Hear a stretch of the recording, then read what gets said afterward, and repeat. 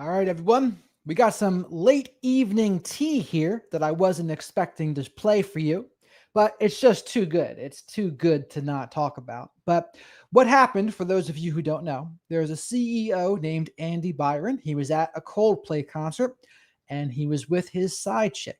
Stevie Wonder would call it his part time lover. Some people would say it's the side chick, but that's what it was. And I'm going to show you the clip. It's really quick. But what happened was the Jumbotron shows them, and then they both get super embarrassed. And if they didn't get super embarrassed, no one probably would have said another word about it. But since they look so guilty, then all of a sudden everyone started talking about it, and then they wanted to dig into it. Where's the tea? Where's the tea? And it turns out he was cheating with this woman on his wife. But let's take a look at this here.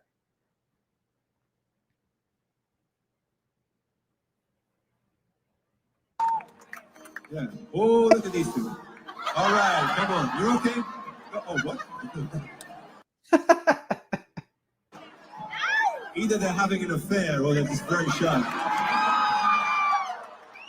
Oh, that woman to the left there, she knows it's something.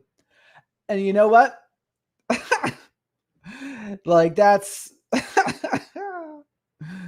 But the guy did out him a little bit there, too. That wasn't...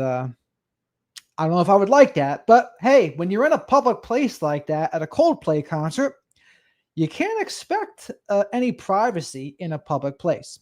But there's this apology circulating online now, too, that people said was from Andy Byron. I'm going to read that to you now as well.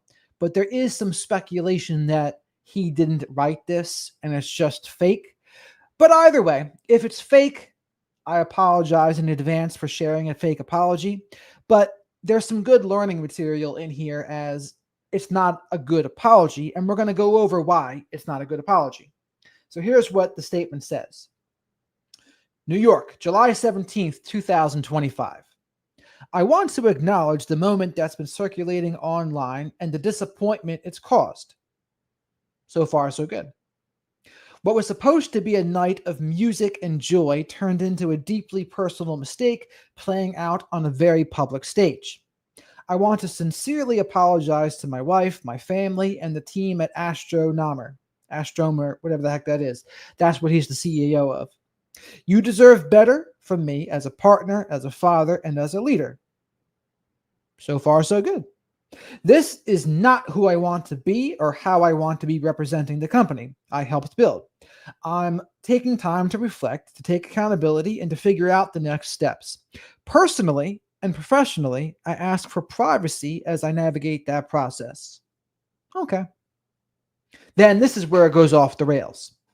I also want to express how troubling it is that what should have been a private moment became public without my consent. There is no expectation of privacy at a public event. I respect artists and entertainers, but I hope we can all think more deeply about the impact of turning someone else's life into a spectacle.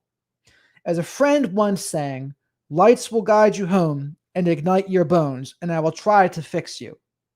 So there's some speculation Andy did not really even write that, into which case, I apologize. Everyone's writing this, though, now. Everyone's talking about this apology.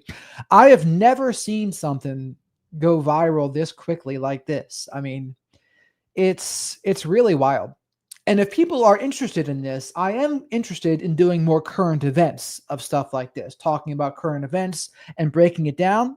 I think it could be pretty interesting because they're learning opportunities for people.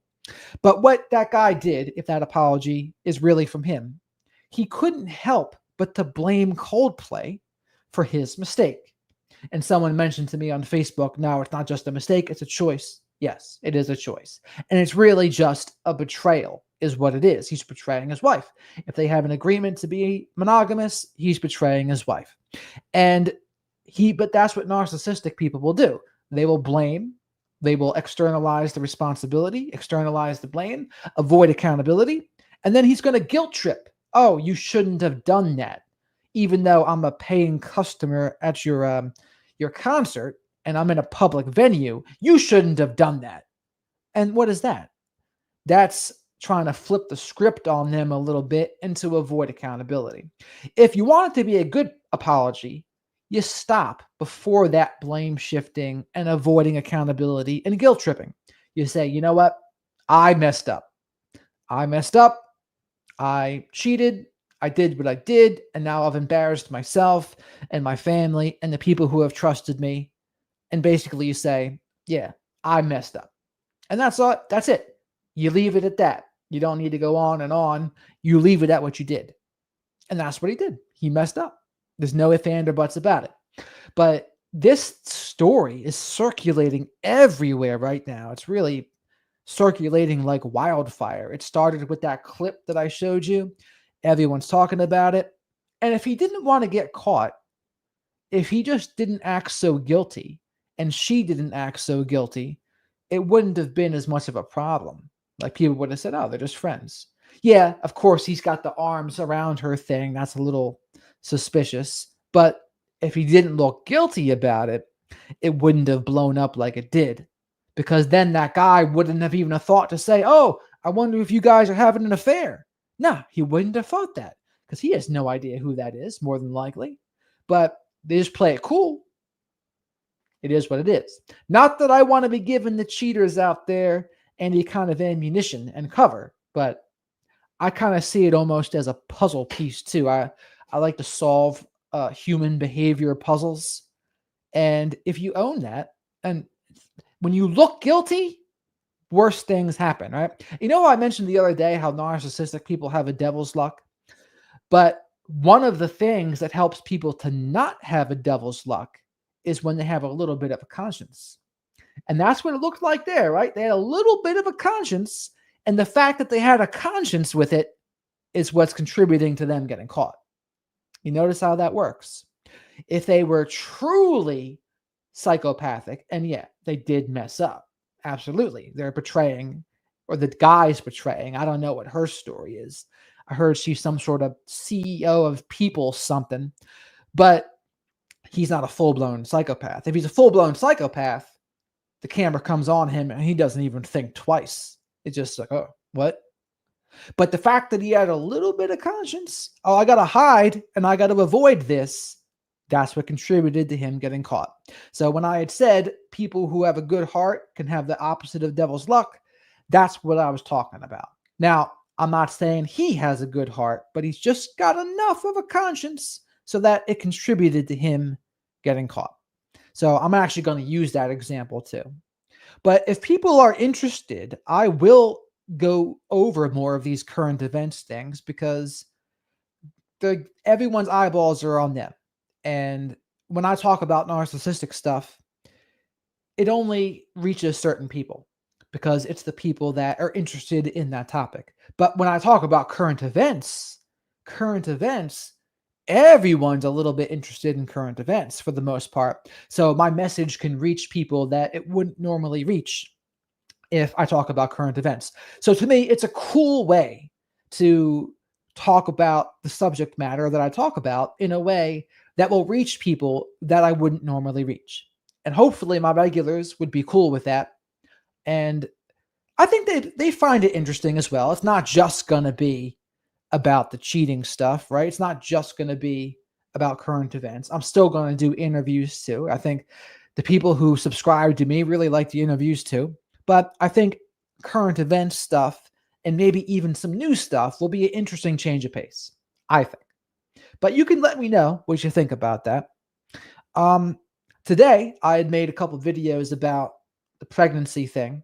I thought that was interesting, how narcissists will be a nightmare when you're pregnant because they make it all about them. And we'll see. We'll see again if that apology was a real apology. And that's what narcissists will often do, right? If they blunder and make a mistake, they somehow try to get you to take accountability for their mistake. And you know how some people will say, where's your accountability? Where's your accountability? Because they just can't stand it to have the blame be on them. They have to hot potato it to somebody else. Oh, you have to share it with me. I have to pull you down with me because if it's just me, I can't tolerate that. But that's what you'll notice a lot of them do. Where's your accountability? Oh, you shouldn't have filmed me. It's like, well, maybe you shouldn't have been out there in a public event doing something that you didn't want people to see that you were doing.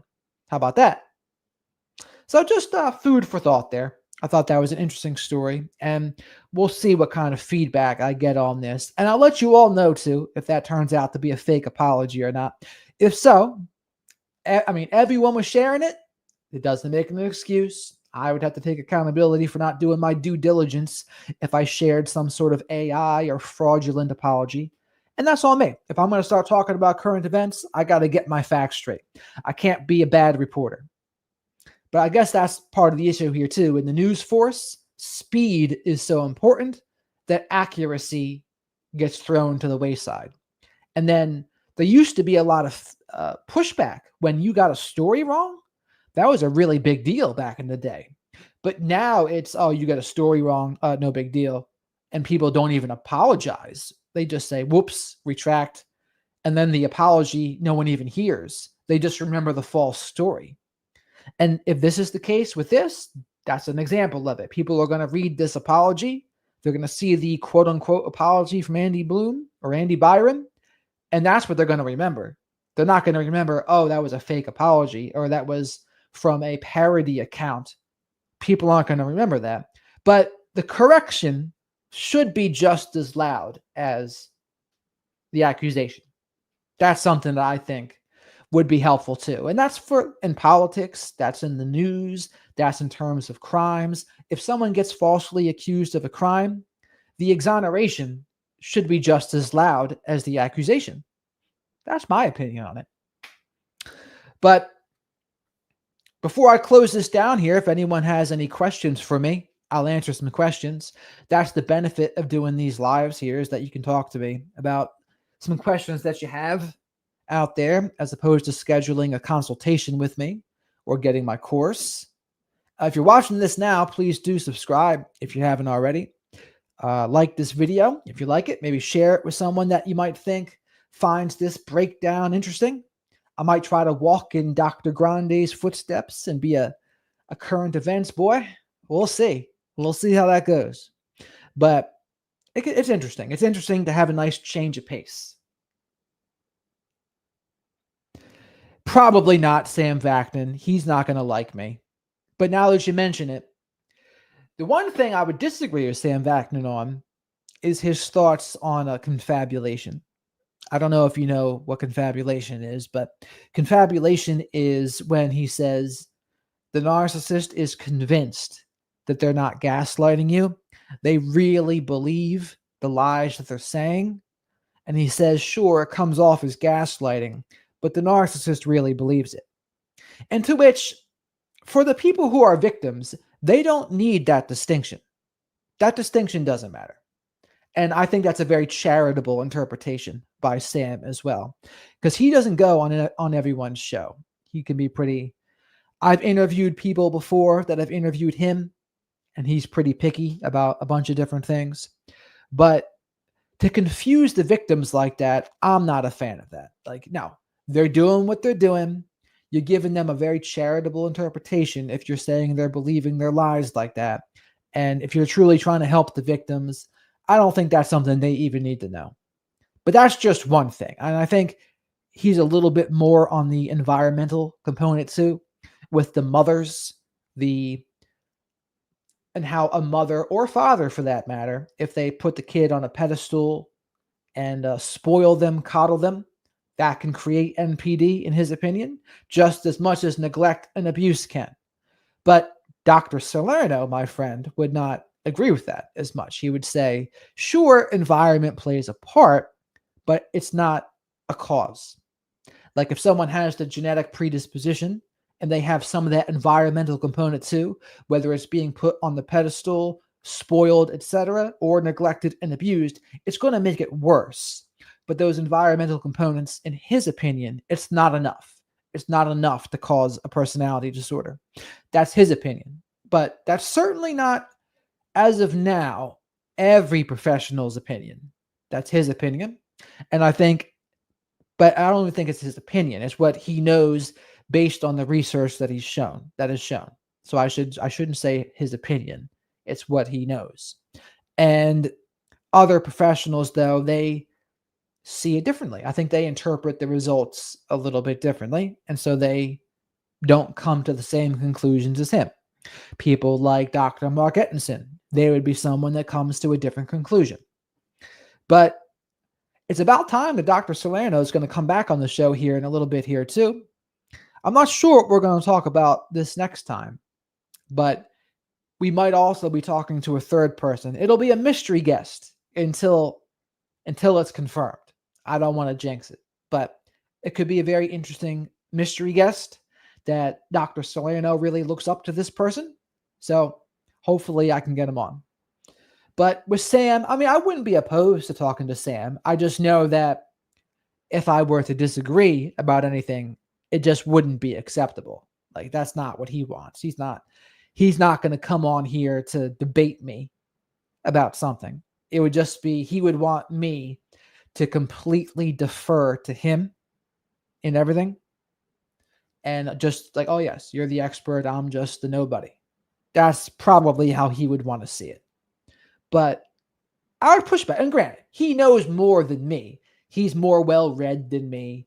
He's been in this space longer than me. So yeah, I would think he has more knowledge about it for sure. Now, I certainly have my thoughts about it too, though. And I can be a debate bro at times.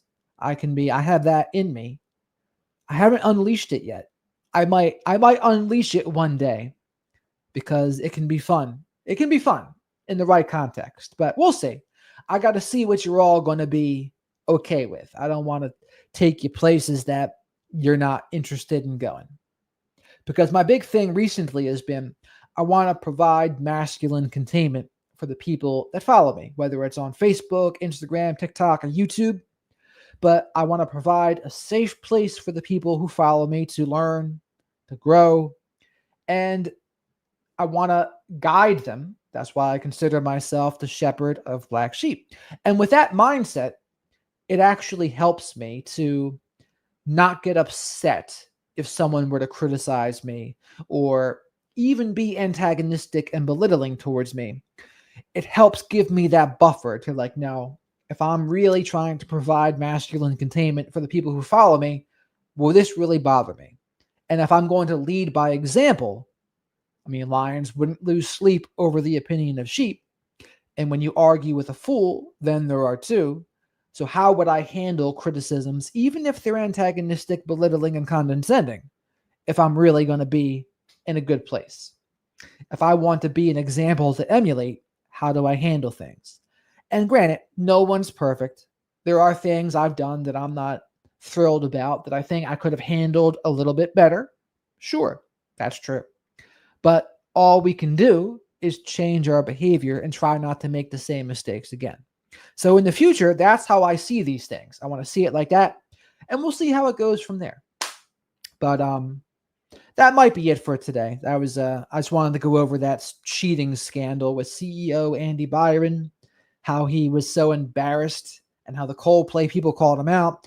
But then in his so-called apology, he blamed them and said, oh, there was no expectation. There should be privacy in this public place. No, there shouldn't. It's a Coldplay concert. They're doing their job. They put people on the Jumbotron. That's why there's a good rule for men in dating, which is the Jumbotron rule. And the Jumbotron rule is don't text anything to a woman that you wouldn't want on a Jumbotron. So if you're unsure about whether to send something, that's the rule. If you wouldn't want it read on the Jumbotron, don't send it. And I think especially for younger guys or maybe guys that are struggling on the spectrum, it's a good rule of thumb for them. Yeah, if you wouldn't want it on the Jumbotron, don't say that. And women have a different version of this rule, but either way. So he goes to this, it gets on the Jumbotron, and that part's real. He did really get caught. I'm just not sure if that apology is real or not. That might be a fraud. But yeah, he messed up. I mean, he messed up and he embarrassed his wife. He embarrassed his peers. He embarrassed that woman. He embarrassed the rest of his family. I mean, costly mistake. Costly mistake. And he double mistaked it because, yeah, the cheating is much worse. But if he would have played it cool, he might not have gotten caught. I'm not saying that makes it better or anything, but you see, there's all sorts of blunder. And now it's a huge match because he was probably going to get caught anyway. Like, you cheat. How often do people not get caught? Interesting question to ask, right? Is it 80% of people get caught? What's the percentage of people that just never get caught? I don't know. I think most people get caught. So he was probably going to get caught at some point. The difference was it didn't need to be in such a public way. Like, he got caught in the most embarrassing way possible.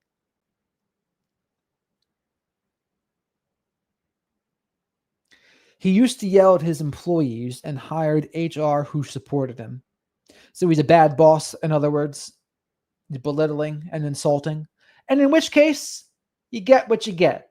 What goes around comes around sometimes. And I'm a little bit of a professional face reader, and he's got that covert antagonistic face. You can sense something's underneath it, like not something's not quite right there. Like a little bit of lack of empathy. And it makes sense. It makes sense that someone with a lack of empathy would do this and then embarrass his wife and everyone that knows him. It's also a way to lose trust. Who's going to trust him now after this? Not many people, and rightfully so. Rightfully so. Because you betrayed your wife. If you have an agreement to be monogamous, that's your relationship rule, not a boundary, that's a rule. And you betrayed that boundary. Or excuse me, you betrayed that rule. You didn't take her thoughts and feelings into consideration, and you did what you wanted to do. And now you reap what you sow. That's why it's hard to report your boss, since HR is going to side with managers. Yes, I would say it's a conflict of interest, right? And that woman, isn't she somehow related to HR? So they're going to be aligned with the people that sign their paychecks. That's the structure in that kind of business, right? Their HR, they're not going to side against the people that are signing their paychecks 9 times out of 10. So, in fact, if there's going to be that kind of dynamic, there should really be a third party being paid by no one in that workplace. They're really the only people that could be trusted to do an honest and unbiased job at that point. And maybe I just created a new business idea. A third-party consulting firm. And honestly, that's something that would be right up my alley. I love stuff like that. Now, granted, in an employee setting, that's a little different. There's certain red tapes and things that I'm not as familiar with in that dynamic, but in other forms, kind of like being a moderator, or what do they call the person that arbitration, the person who observes that? Is that an arbitrator, or did I make up a word? I don't know. But that kind of person, the person that people come to solve disputes or problems, it would be like a judge minus the judicial authority. That would be an interesting job to me. I would really love doing that. Kind of be a modern day King Solomon, because that's what he was known for. He was known for his wisdom. And there's people like him all throughout history where people would come to them with their problems, and he would try to give a reasonable ruling. And that's the kind of thing you don't see very much these days, because things weren't as structured back then. But now things are so structured that you have to go through a process to even get to those places. Oh, if you want to defend someone, you got to become a lawyer. If you want to be a judge, I don't even know if you need to be a lawyer to become a judge, now that I think of it. I think there's even a rule where you don't even need to go to law school somehow, actually. But I would think you do. I would think you do need to go to law school, but I might be wrong about that. But you got to go jump through all the hoops. And only when you've jumped through all the hoops can you be in one of those positions. And that's pretty much true for therapists and psychologists and other counselors. We have so much structure now. There's always hoops to jump through. But there used to be interesting people like that would be kind of like philosophers, wizards, for lack of a better word. I'm going to start saying I have a THD, a doctorate of thinkology, given to me by my colleague, the Wizard of Oz. But there used to be people such as Solomon, Herodotus, Confucius, very wise people that people would come to talk to and solve their issues. Who do we have like that today? Who's the modern day Confucius? Who's the modern day Herodotus? Who's the modern day King Solomon? I don't know. I don't even think we have. I like people like Dan Carlin. I'm not sure if anyone knows who that is. He's been pretty reasonable, but he's also tapped out. He's tapped out because he can't deal with the lack of common sense that so many people have. And I can't say I blame him. It's a tough climate.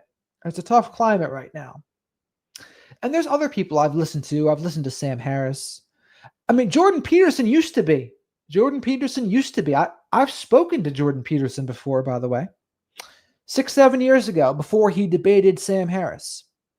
I thought he was amazing. If you listen to him in his Pinocchio lectures, they were awesome. I think every parent should be required to watch those because there's so much wisdom in them. And to me, that was peak Jordan Peterson. But post his coma there and his benzodiazepine issue, he doesn't seem the same to me anymore. He's a little more frazzled, for lack of a better word. He's not as emotionally grounded. But I used to really appreciate him, and I still would. And because here's the thing, I only know what social media shows me now. I don't know him behind the scenes. And maybe what we're seeing is the people get to him, and then we're seeing his reactions. That could be a thing too. But behind the scenes, maybe it's not that way at all. Maybe he's a cool, calm, and collect person, but we all just see the worst of him. But who else is out there? Who else do I really respect? I don't mind CoffeeZilla. I listen to a little bit of everybody. I mean, the problem with the political sphere is the black and whiteness of it. There's very few people that are going to be truly independent because that's not where the money is. That's why I like Dan Carlin so much, because he truly was that. And he has another podcast called Hardcore History, but that is not nearly as polarizing as his political talks. His political podcast was called Common Sense. But he just couldn't speak the truth without people giving him all sorts of backlash. If he ever criticized Trump, you have TDS, and the other side would rip him for other things, and he just kind of tapped out. But who else? Who else do I listen to? I listen to people from every side. I'll listen to Destiny. I'll listen to Ben Shapiro. I'll listen to Jordan Peterson.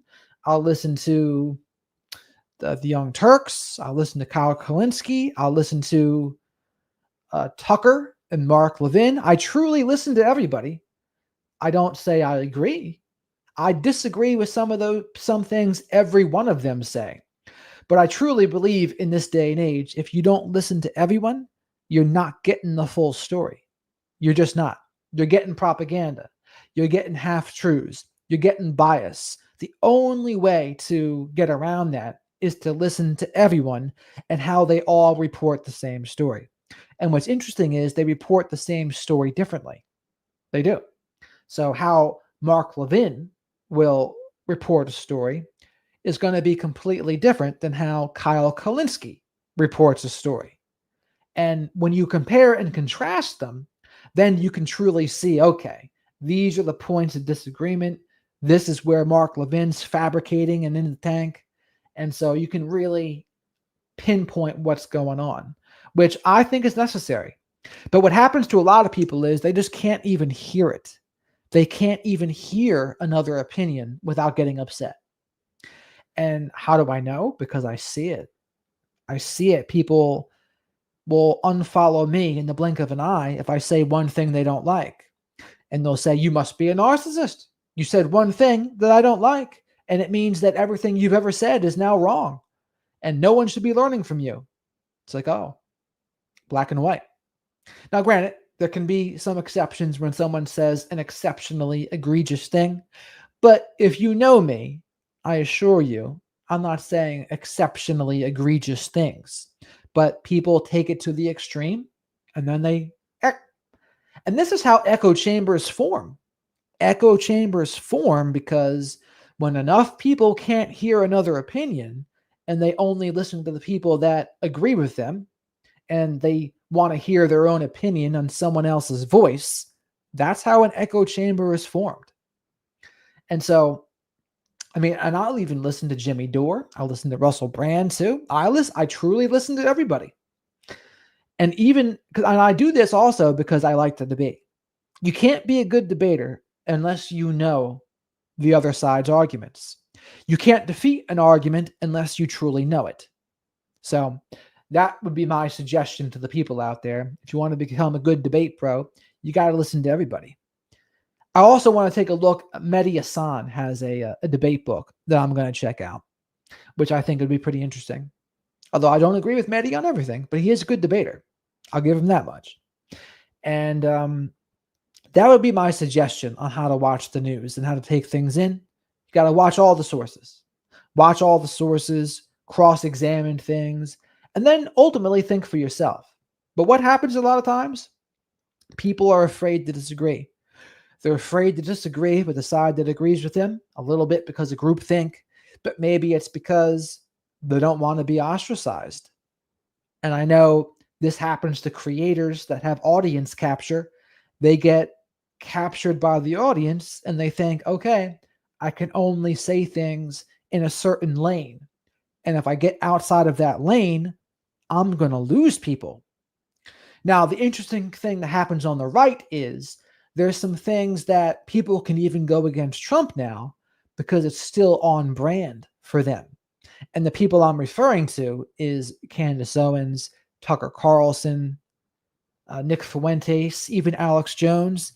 They're all ripping Trump because it's on brand for them still to rip Trump because they were all about the Epstein files. And Candace, all about anti-Israel. And I think Tucker are the same way. And that was the interesting clash between Tucker and Ted Cruz. You saw Ted Cruz completely in the tank. I'd prefer we weren't in any wars. I would prefer. But there are times I would bet where war comes to you. Like, for example, Pearl Harbor.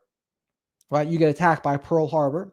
Now you could say, well, what do you expect after the oil embargo? But I would be more isolationist in that way. For the very most part. I mean, because you can't fight everyone's wars for them. And I'm not for our tax dollars going to fight other wars either, for the very most part. Because other people's issues are other people's issues. Should we truly be the world's global policeman? I don't think so. I mean, and that's an interesting question, though, right? Like, if you know, for example, there's a Holocaust going on in another country, what do you do about it? Where is your line that you need to do something? I'm not sure. It's an interesting question. And in this day and age, like there's genocides and there's all sorts of atrocities all over. How do you determine which is your responsibility and how do you determine what's not your responsibility? I don't know. I'm just throwing the questions out there. Like, in terms of Ukraine and Russia, I think the problem is it's like a proxy war now too. So that's a problem. Now, I don't think we should be funding Israel either. I think the whole thing's a mess. I think in most of these wars, I'm mostly a populist, meaning that the leaders are getting their country sucked into this madness. And it's like the Black Sabbath song, War Pigs. Politicians hide themselves away. They only started the war. Treating people like pawns in chess. Wait till the judgment day comes. That's how I see wars now, because that's really what it is. The average person, do they want to join those wars? Of course not. And whether you're the average Russian or the average Ukrainian, the best you can hope for is to come back in one piece. Like, you don't care about Zelensky's or Putin's goals. Of course not. Why would you? Like, here in America, we wouldn't want to do that, more than likely. We don't want to like go fight Canada or someplace like that. We're not going to want that. How about you there, Global? What are you for? Are you for us being the global policeman? Should we be the moral officers of the world? Do you think we have a responsibility to do that? You could convince me that there might be there's some times for that. I'm not saying across the board. And this is the other thing I've noticed with politics, right? I've learned I don't like being pigeonholed like for war, anti-war, because it depends. And that's why I don't like the principles.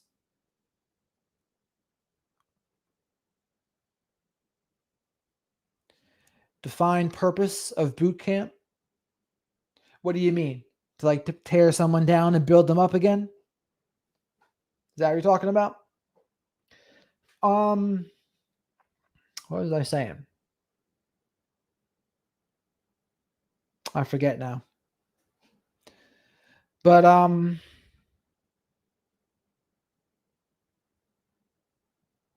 oh, the principles. That's what it was. So it just depends. Like, I don't like having strict principles for things anymore, because depending on the situation, I might think of it differently. Individual relationships imitate the international politics. That reminds me of something that I think, I forget who said it, but in a Dan Carlin Common Sense podcast, they said, we can't expect the leaders' level of thought to rise too far above the level of thought of the people, to which I would agree. And I think right now, the level of thought of the people, for the very most part, isn't very good.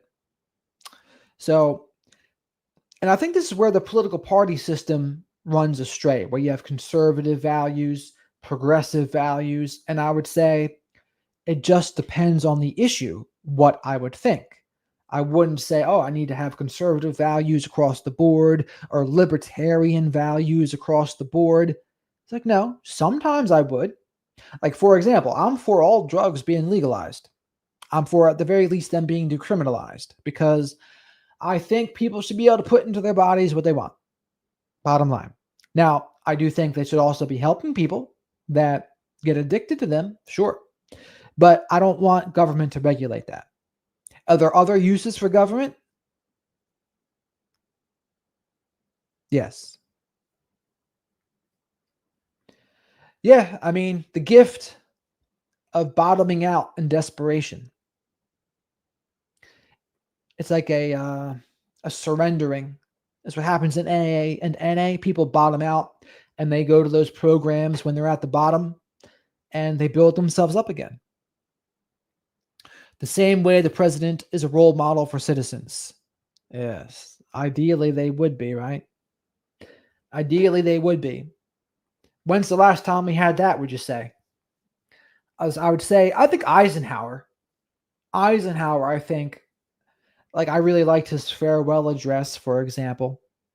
Since then, though, it's been a pretty a wasteland, I think.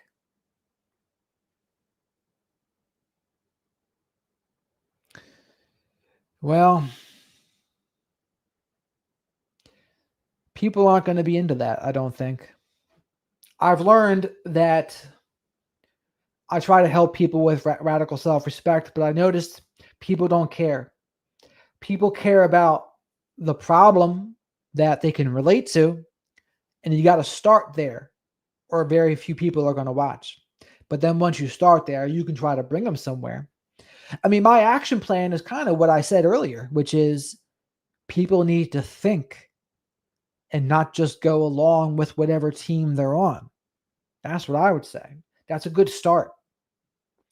A good start is getting people to see through the propaganda. A good start is understanding that most poor people and middle class people, regardless of their race or gender, have way more in common with one another than any of the elites. Things like that. That's a good start. You got to start somewhere, though. I agree. I mean, ideally, you're right. But I admit this, it's getting pretty discouraging out there right now, too, because the rate of change is just astronomical. I very much so. Did you hear me say that? I said you can't debate an issue unless you truly know the other side. And that's why I listen to everybody, because if you want to be a good debater, you have to know the other side's arguments. You can't defeat them unless you know them. We are at war with ourselves, and international politics reflect the need for acceptance and community. Alexander Solzhenitsyn said that the dividing line between good and evil runs down the heart of every human being. My other favorite quote from the Gulag Archipelago was, dwell on the past and lose an eye. Forget the past and lose both eyes. That's an old Russian proverb. I thought that was pretty cool. But we are at war with ourselves, and I think that's for people who are into meditation, other spirituality. They're trying to work on that front. And I think right now there's just so many choices of ways to live life. Like some people want to be religious, some people want to be spiritual, some people really focus on climate change, some people really focus on martial arts, some people are really into veganism. Like there's all these things. Some people are really into science. It just depends. There's so many different avenues.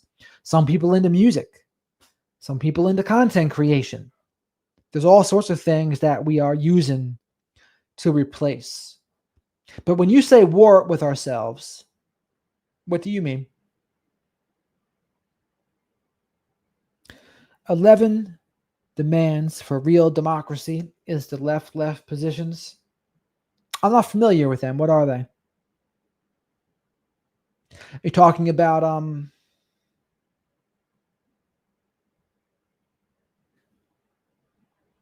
I think BPD can also be trapped, that people can get sucked into idea of radical self-respect and help in that as well.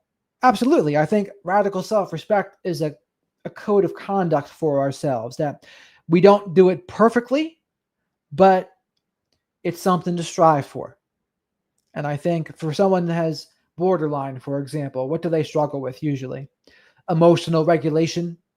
They'll struggle with maybe a mood disorder, feelings of emptiness.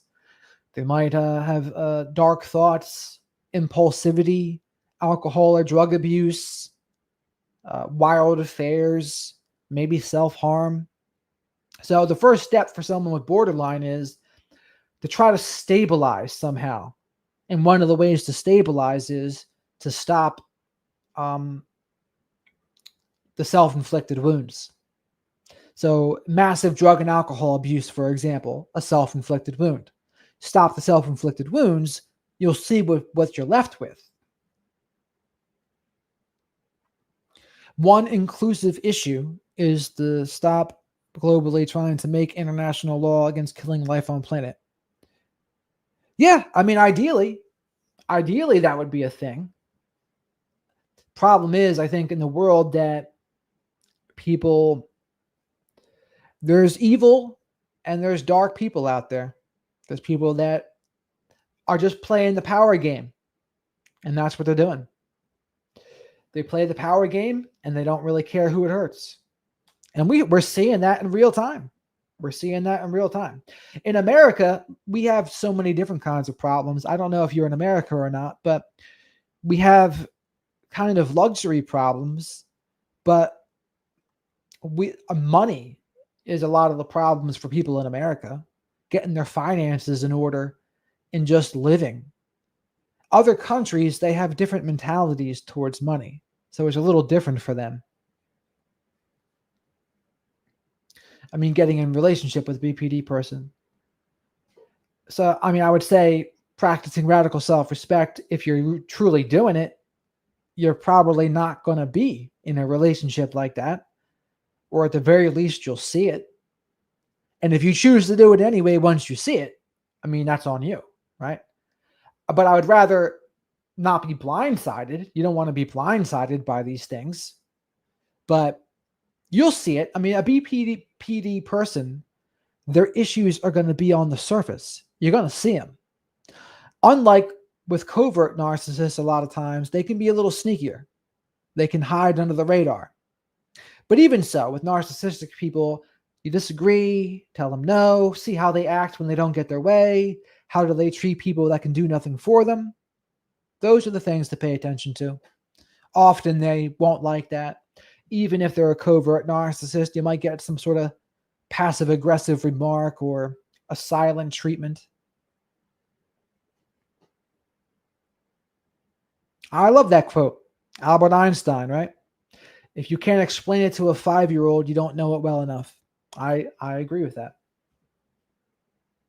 I use that quote in my book, Radical Self-Respect, Avoid Falling for the Same BS. I mean, a lot of people don't read. Leaders are readers, as they say. And so I try to go back and forth between fiction and nonfiction books. And so, because I do think fiction books can teach you things that nonfiction books cannot. I think a good fiction book is pretty magical. I really like East of Eden by John Steinbeck. I like, what else fiction books? I mean, I've read a lot of Stephen King, but he's like, I'm the fast food of fiction novels. I'm not, he's not doing much. How do you trust yourself? Well, I have ways I help people do that. I would say for them, it starts with trusting yourself to do what you say you're going to do. So you commit to a plan that you're going to do something, and then you do that thing no matter what. And when you say that, you have to truly mean it. So there's things that I do every day. I have a routine. It starts with making my bed. Start with making my bed. I trust myself to make my bed every day. And then you can build on that one thing. We can work the best with the bookends of the day. What we do in the morning and what we do right before we go to bed, they're the things we have the most control over. So I start with making my bed.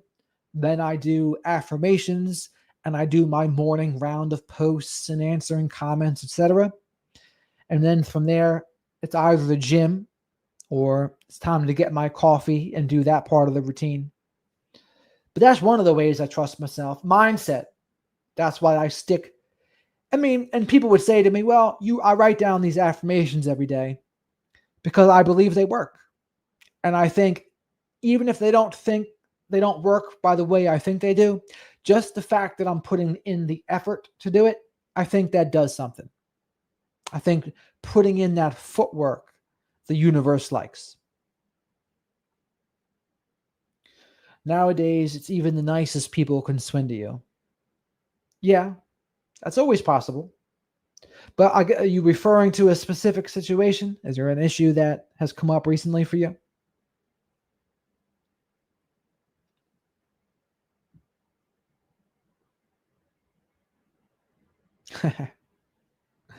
They say every 60 seconds of anger, you lose 1 minute of peace. Or anger is a punishment you give yourself for someone else's mistake.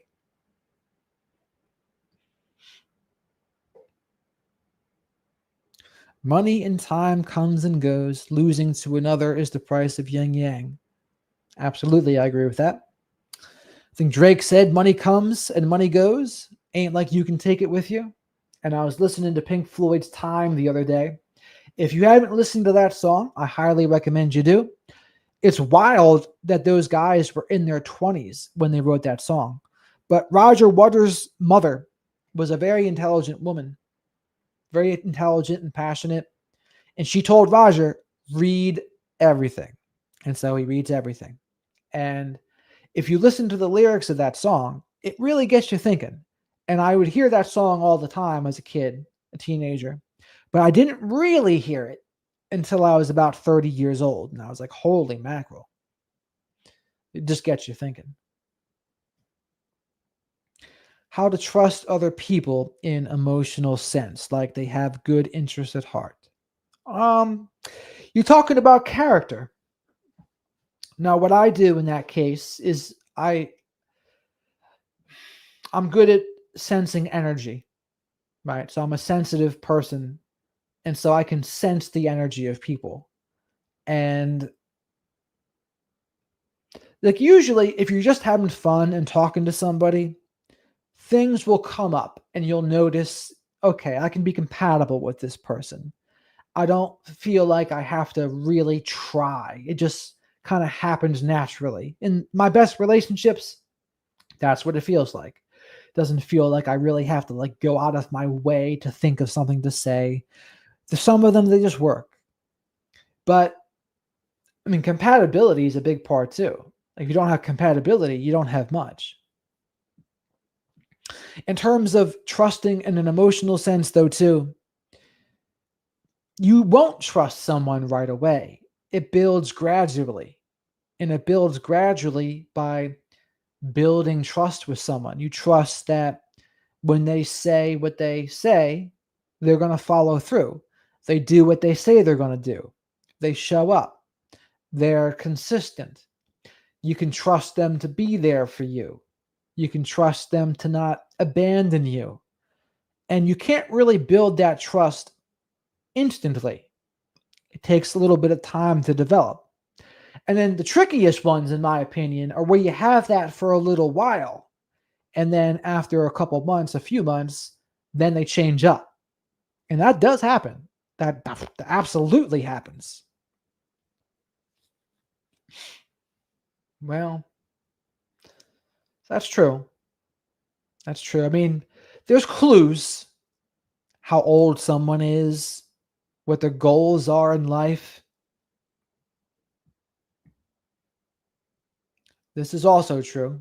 But what I would say to that is our actions are displaying what our intent is, whether we realize it or not. So, how we spend our time, that is what our priorities are. We can think whatever we want to think, but how we spend our time, that is our priority.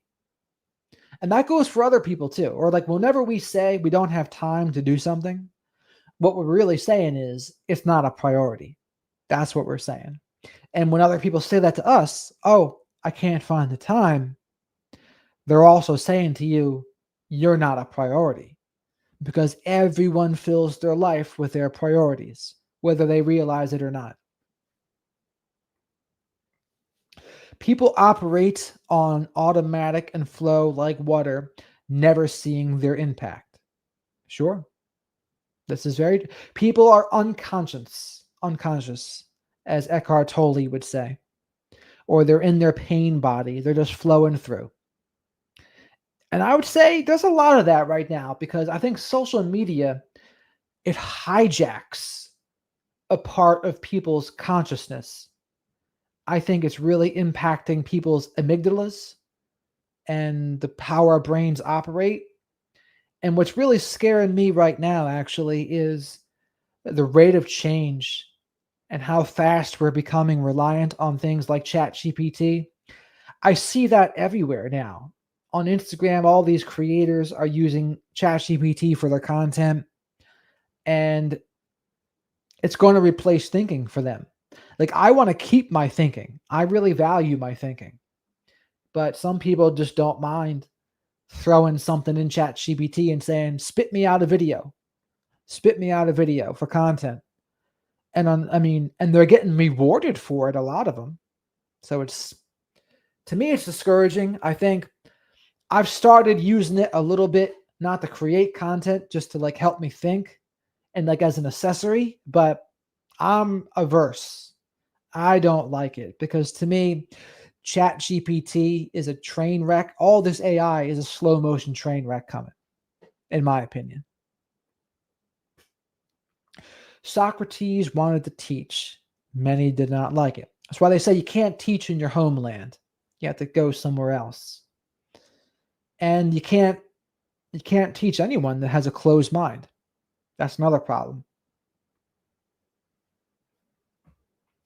I've been thinking a lot about Aesop because I used to watch those cartoons of his.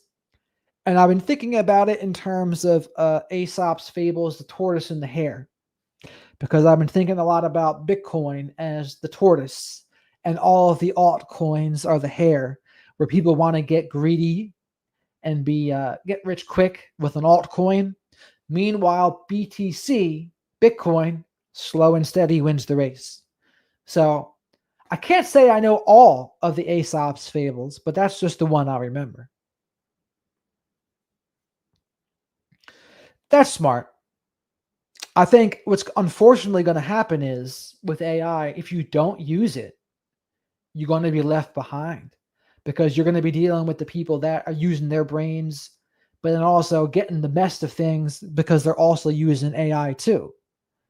Now, again, I'm scared. I'm scared of losing my thinking to ChatGPT or Claude. I don't want that to happen. And I think this social media era, how much of our thinking it already takes up and how much time so many people spend on social media is just a small step away from spending a lot of time with ChatGPT too. Right now, it's not that way because there's no public forum of ChatGPT. Thank goodness there isn't, for that matter. There still is Instagram, YouTube, Facebook, TikTok, Snapchat. But the soil is tilled for that to happen, and it's not going to happen in too long. It's going to happen soon, I think. And I'm not looking forward to that. I don't think people used to a lot more consistent in relationship. Things have changed, I feel. I would agree with that. I think there's two kinds of relationships right now. There's the kinds that are before social media that have a different quality to them. And then there's post social media relationships.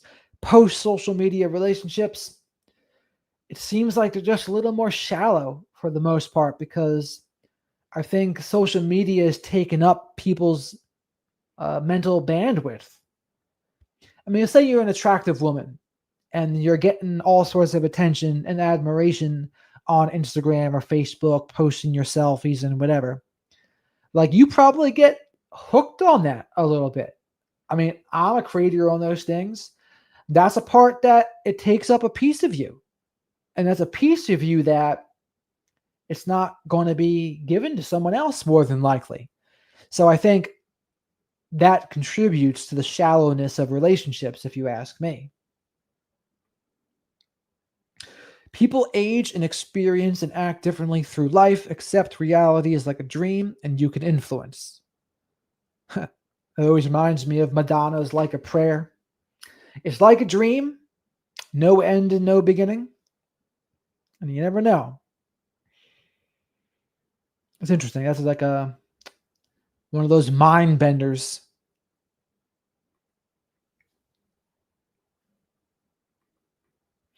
Healthy relationships when you were younger, when you did not see yeah, you can't underestimate that part, right? There was always that naivety that we didn't know what we didn't know. And I think with Disney, that kind of contributed to some of that naivety. And it allowed you, like, I'm 40 years old now.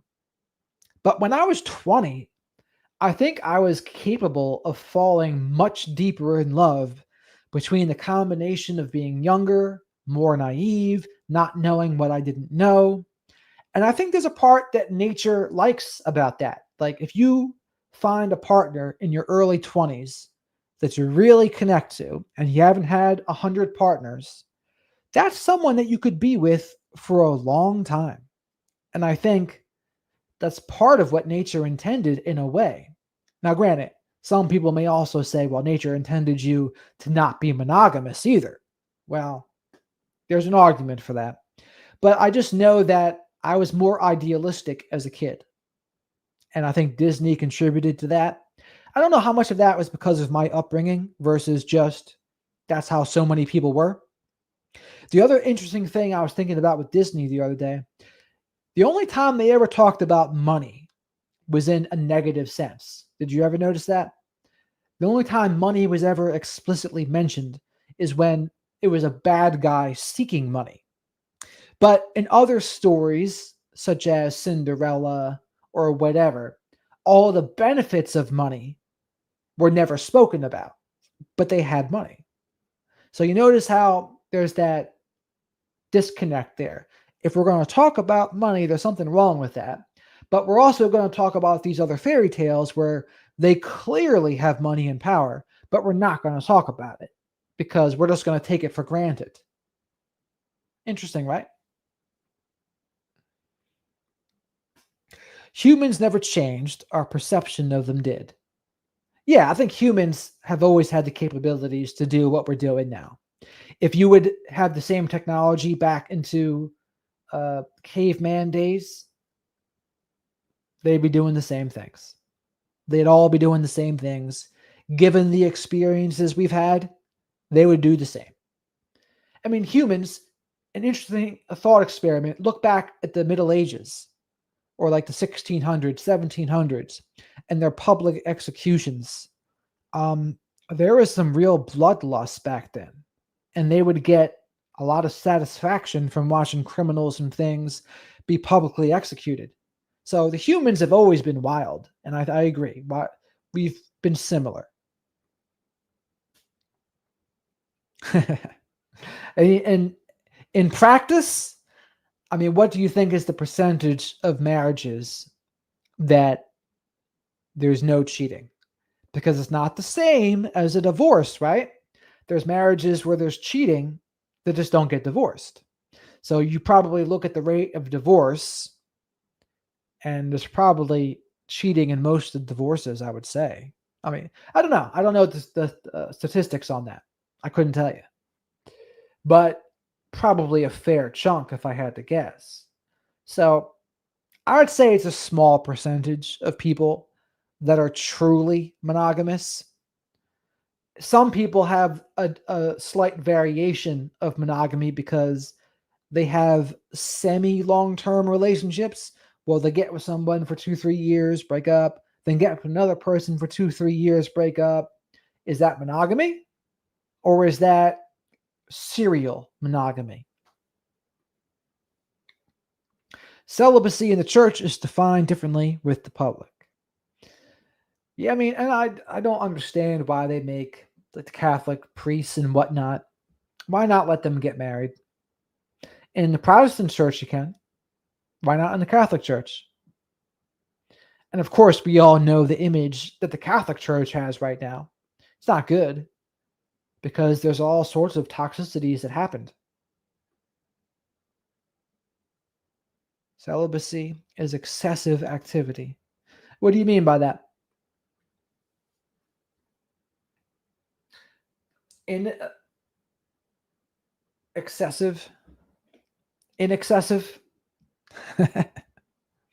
So we spread far away from the original topic of this video here with Andy Byron there and his cheating scandal. But I did say, if he just would have played it cool and the woman would have played it cool, this would not have blown up the way it did.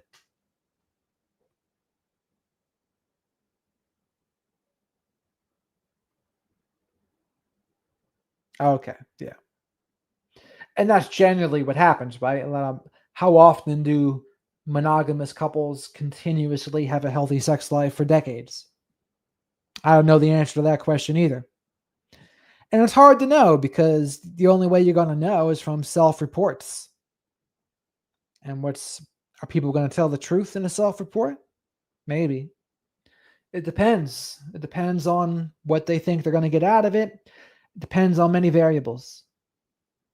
Depends on their motives and what they think it's for, how the question's worded. Hard to say.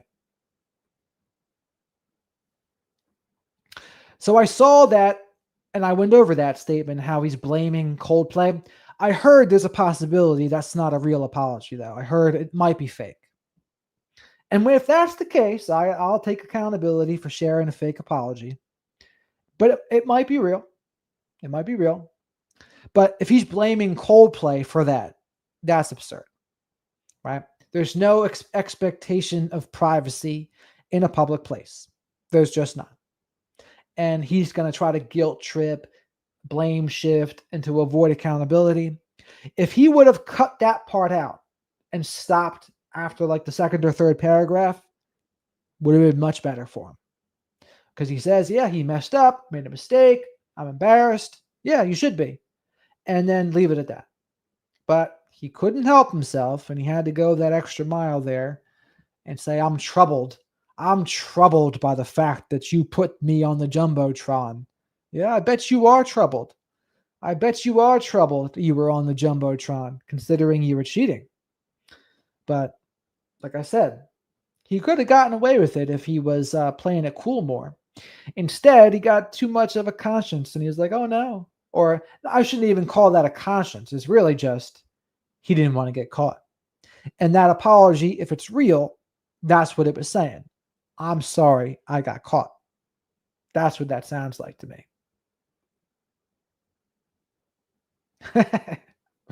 Why don't we have more honest people in CEO position? Probably because they had to play the power game to even get there. So they had to play some Machiavellian power game. And that's not really conducive to being honest a lot of times.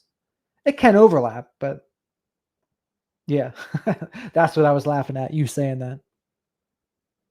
Yes. And absolute power corrupts absolutely.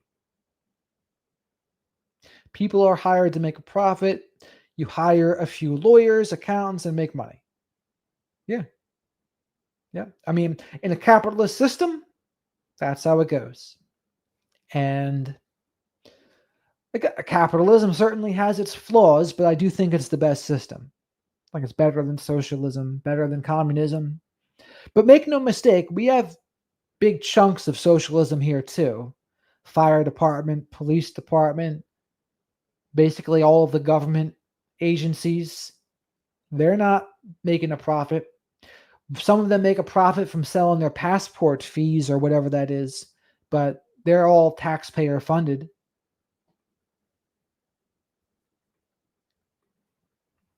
Yeah, it did. It did. It did ruin it. You can't ruin it by blame shifting, avoiding accountability, and guilt tripping. If you would have stopped before that, no one would have said a word.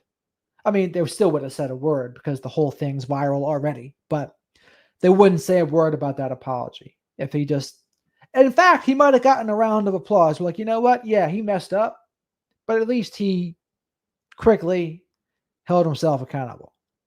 But instead, if that's a real apology, he messed that too. He messed up that too. The old postal service. Do they make a profit, the postal service? I mean, you pay them for things, right?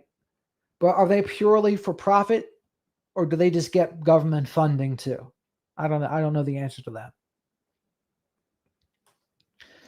Digital money is not in circulation. Crypto? True. No profit. No profit for USPS. It makes sense. I mean, yeah, I guess when you pay for things at the post office, I guess it covers some expenses for them, but it's not really enough to be a profit. I mean, in the postal service, that's what they used to give a lot of veterans that served in World War II, Korea, Vietnam. It was kind of like a thank you to them. Oh, you served the country for us. Okay, we'll take care of you. And there used to be a lot more of that back in the day. In the 50s and the 60s, there was a lot more of that. There's not really that mentality anymore. They don't take care of people like that anymore. And it's hard for me to even imagine, but all these people had pensions and benefits, and I'm thinking, I can hardly even imagine them having that. It's insane. I can't even, and some people still do have it. There's some government places that do, but you know, it's certainly not everyone anymore. The private sector doesn't have many. The people at the top of some of these businesses, they get the old golden parachutes, but you can't say that's most people's experience. most people's experience is they're living paycheck to paycheck. But the moral of the story there is don't do the narcissistic tactic of basically saying, where's your accountability for my mistake? You don't want to do that. You leave it with, yep, I messed up. Now the best thing I can do is change my behavior. That's what you can do. But a lot of narcissistic people, they just can't help it but to try to pull you in. No, you need to be guilty with me because I'm not comfortable with the blame just being on me. So he wasn't comfortable with his mistake. Oh, I got to pull Coldplay and their team to being accountable with me. And it's like, nah, man, you didn't need to do that. You didn't need to do that. And in fact, like I said, and maybe that was fake. Maybe it was, but we'll see. I think we'll find out tomorrow. And if so, I'll let you all know tomorrow when I find that out. But all right, I'm getting tired here. Sometimes I can only go for an hour and 10 minutes. But I wasn't even sure we were going to go over all this. But anyway, let me all know about this current event stuff that I might talk about soon. I think that'll be cool. And I like talking the global power game and just other kinds of general topics. I like that. I like talking about that stuff. I got a lot of interests outside of just narcissism. I don't talk about it much. But that's one of the reasons why I want to do more interviews, because it would give me an opportunity to talk about them. It's going to give me an opportunity to talk about those things. So stay tuned for that. I'm going to be having someone that's in the addiction field soon. She helps people to get placed in rehabs, and she's got experience with addiction. So I think she'll be a good guest. So, and I also want to start talking to more doctors about autism, female autism, ADHD, undiagnosed autism, all that. Trying to spread our wings here. I want to be the next Diary of a CEO, the next Chris Williamson. And you'll see. And the people who are here now, I'll remember you. Alex, how do you pronounce your name? Tejas. Global, Kevin Appears. I remember. I'm like an elephant. I'll never forget. But all right. If you haven't subscribed to the channel, please do. Like the video here if you liked it for me. Share this video with someone that you think might benefit. And don't be afraid to comment below outside of the live chat here too. And hit the notification bell so you'll be notified when I come up with more videos. And with that, over and out.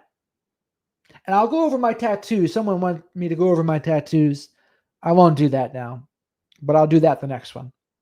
The next one might be tomorrow, but we'll see. Over and out, everybody. Thanks for tuning in.